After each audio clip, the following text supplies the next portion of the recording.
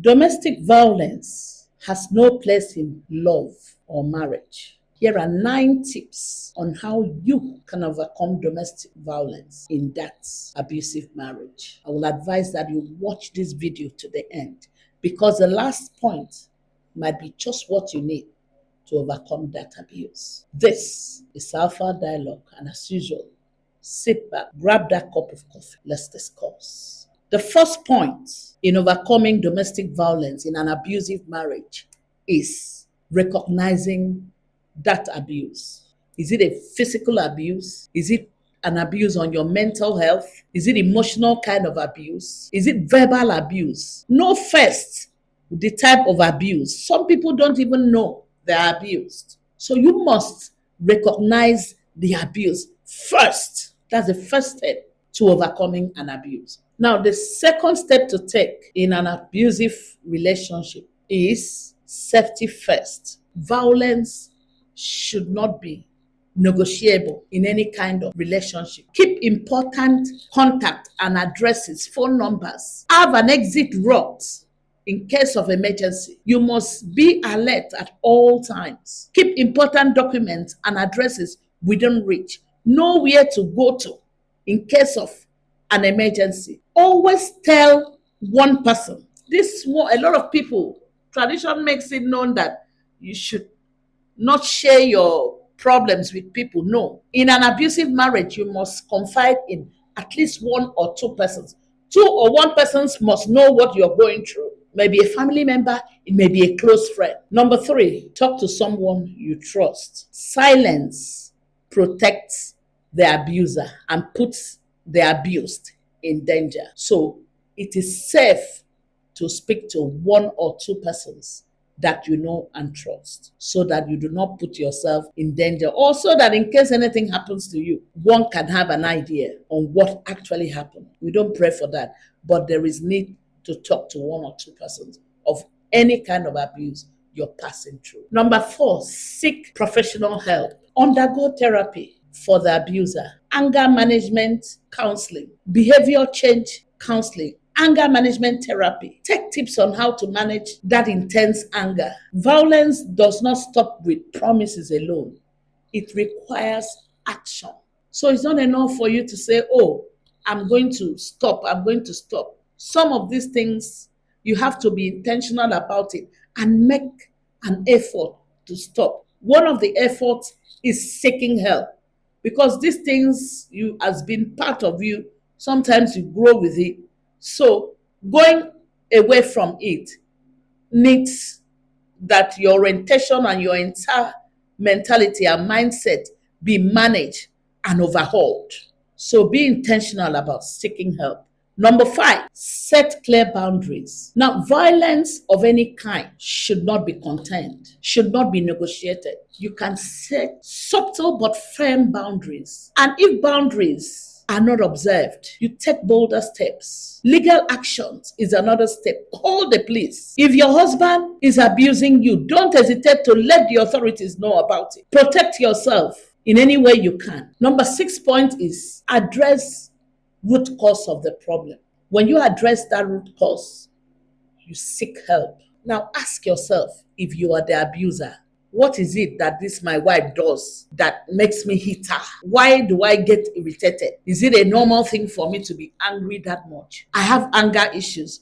How can I overcome it? Okay, the other day I hit her. I almost blinded her because she greeted a neighbor. Is it a normal thing?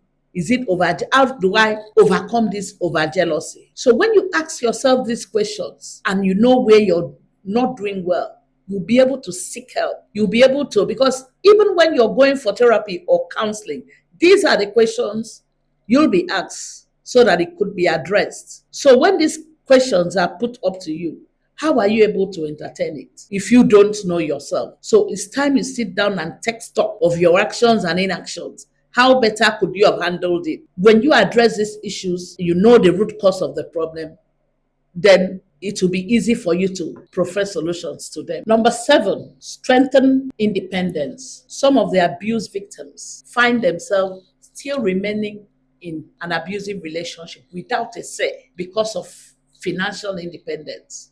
they are solely dependent on the abused. They don't have what to hold on to, no job. That is why I always preach that women should get something doing. Do not go into marriage if you don't have a secure job. Let me put it that way. Even if you don't have, be in pursuit of something, be in school, hold something, sell granules. Somehow it creates independency for you so that if anything happens now, you are not scared of how to start. Some of you are scared of stigmatization. Everybody in my family are separated. I'm going to break that yoke. I'll remain there. You remain there and die.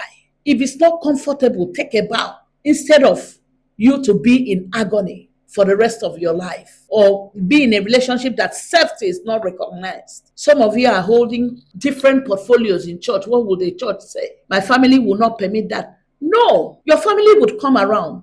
The most important thing is when you have your independence, when you can function on your own, not being solely dependent on your partner.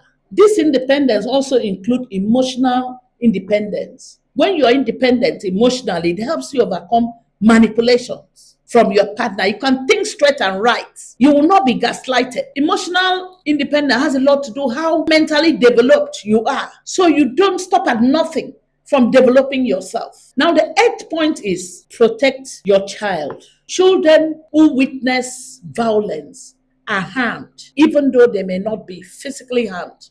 They are mentally, emotionally harmed. Some of them are traumatized that it lives with them if not treated on time for the rest of their lives. You should stop at nothing at speaking up for the safety of that child. Number 9, healing takes time. Trauma does not disappear overnight. So you give yourself time to come out of it. That is why it's always advisable that you get therapy and reach out for help, because some of these things you experience traumatizes you. And even after you leave that marriage, it makes it difficult for you to enter into another relationship or give love a chance again because you feel you're scared of the unknown. You think maybe what you would witness here might be worse or even similar, the same with what you witnessed before. So you're scared of entering it a second time. So it's always advisable to give yourself time to heal and then you seek help. Go for therapy, counseling, self-reassurance therapy, exercises. You redeem your self-esteem. You rebuild your self-worth and you learn what healthy love and life looks like. Love is not pain. Silence is not peace. Always opt for a healthy relationship and do not, under any normal circumstance, negotiate for less. If this video resonates with you, press that subscribe button, like, share this video, and leave your comments under the comment section. I'll be right there to interact with you. Thank you.